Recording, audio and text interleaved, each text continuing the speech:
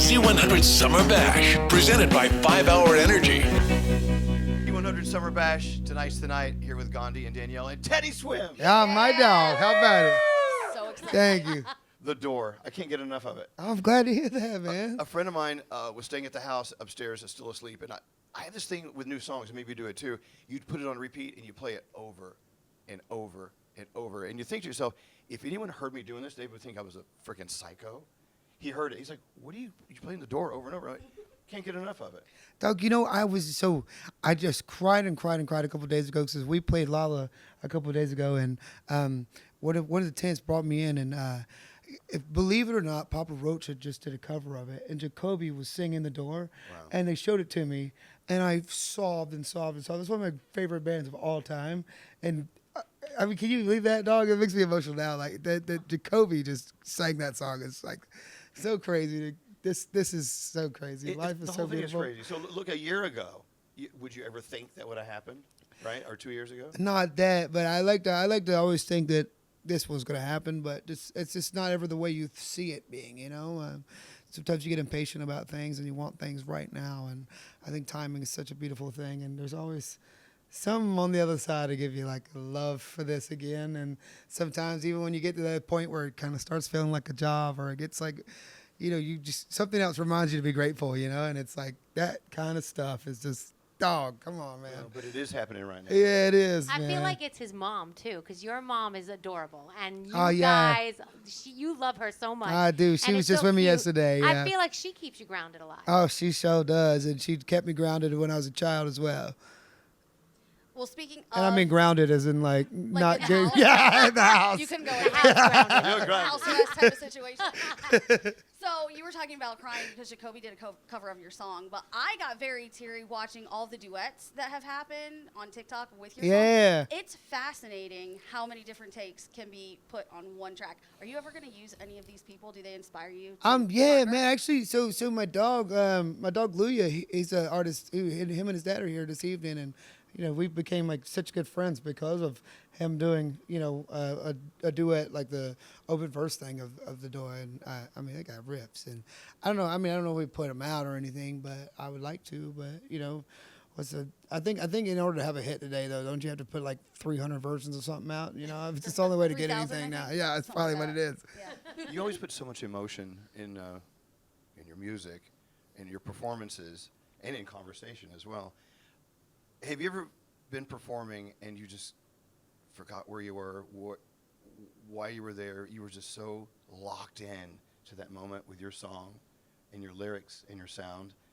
It kind of took you away. Maybe you got... Yeah, we recently just started doing. So I got a song called "Some Things I'll Never Know," and it's one of my favorite songs in the world, and it's taught me a whole lot about acceptance of things that you'll never learn. You don't get closure with a lot of relationships, and that song for me, every time I sing it, always just takes me to a place, and I cry, and I think it's good though, because I feel like I get to be open, and I'm so lucky I get to do this job because I get to be open and just kind of trauma dump on a bunch of strangers, you know. And, okay, we'll take it. And I get to feel like not alone in my stuff, and so I'm so grateful I get to do this because I get to feel not alone, and I hope that I hope it's a safe place for me, and I hope it's a safe place for other people too. And I think my whole set I get to be just. It's the one time in my life I feel like I really get to be, fully transparent, you know? Yeah. You know, vulnerability is it takes courage, you know? But It does. A great artist, being vulnerable is just where it comes from. And it's not a weakness either to be, No, you not know? at And all. that's what I've learned, man. Honesty is something so beautiful, and it's, and I think the only way you can, when you be honest, I think you find people that will allow you to continue to be, and you might get stepped on a lot in the process, but those people wean themselves out. You know? So when you walk off the stage and the performance is done, you go home and you're by yourself, or close to by yourself. Do you get a little lonely? Yeah, Do you so miss that space? I was just talking to not too long ago, Bert Kreischer. We was on a podcast together, and I did his podcast, and I asked him about this, and I was like, man, do you ever get like, because when this level of dopamine goes through your brain when you're touring all the time, you get home for a bit, and then you go into this place where sometimes I get like really depressed, you know. And I think it's just because what we do is as creatives in front of a bunch of people, there's a level of dopamine that goes off in your brain that I'm trying to learn how better to deal with, because dude, a couple of years ago when I started doing it, I was really leaning into like drugs and alcohol to like really try to, and I started understanding why people that were artists do fall into those things, because there's this level of dopamine that goes off in your brain, and when it stops, I think your brain might say like stop dopamine production or serotonin production, and then you get this like level of and so Bert called it this. He says he does it with his wife and his kids, and he calls it re-entry. So like after he gets off a tour and he's maybe been living a little harder than he should, and he goes back into his home, and he's like, man, sometimes I like, because I used to value my alone time, and now sometimes if I'm off the road for even 3 or 4 days, I get like, I hate kind of being alone because I'm so used to just being on, and I get like depressed, and my girl have to tell me, baby, you're not upset, you're not depressed, you're just like not getting this level of high dopamine levels that's going on. And so sometimes it takes a little bit of re-entry into life and into a certain thing that I have to just like remind myself, like, you're not sad, you're not upset, this is just something that your brain's going through, and you got to just like sometimes you just got to re-enter into life and try to get, back into the jam, or find other ways that you can get dopamine production going without leaning into alcohol and drugs, Right. That's because that's a slippery slope right there, Well, I tell you, we're about to get Teddy Swims down on the stage in a few minutes. So let's pick this thing up. Okay. So, because you're about to you're going to be on. Yeah, baby, I'm on dopamine's right gonna now, flow. dog. You're going to put the dope in dopamine, man. Wait, can I Yeah, ask a baby. tattoo question? Sure. What was your first tattoo? Um, Can you remember? Yeah, so I was 16. I was in Florida with my mom, and in Florida you can get like with parents' consent. I got the stupidest tattoo. I got covered up now. It was a cross right here with my last name in it. It's a Dimsdale, and then established 1992. And it was such a stupid tattoo to get. I just wanted one.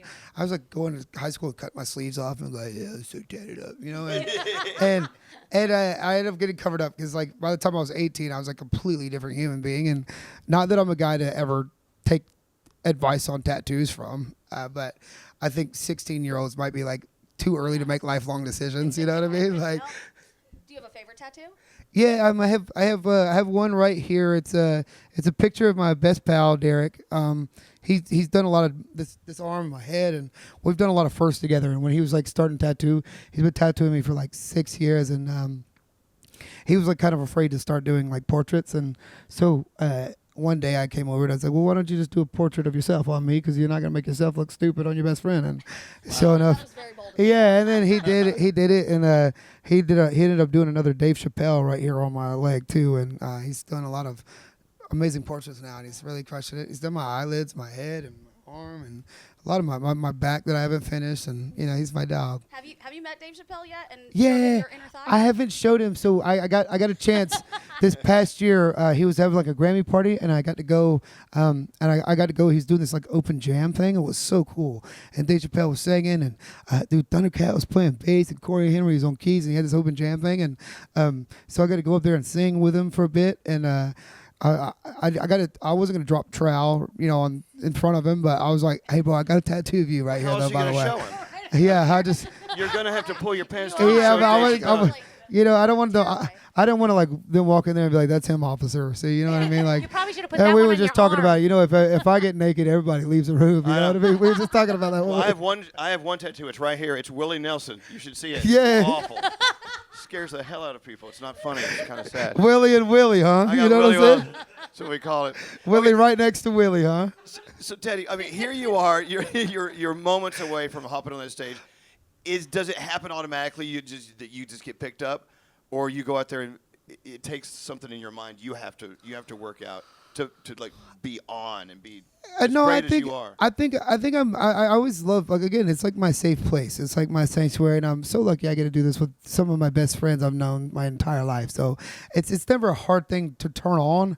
It's the turning off. It's always the issue. It's always like it's 5 a.m. and I'm just laying there like, go to sleep. Because I'm just like wired. I think I don't really get nerves anymore. I just I think I get some sort of nerves because no matter this might be a little too much information, but no matter how solid I've been pooping all day, 30 minutes before I go on, painting the back of a toilet, you know. All and right. so Wow. so I know there are some nerves still there, but I think I just warm up, tea, you know, some vocal steam, and you know we just.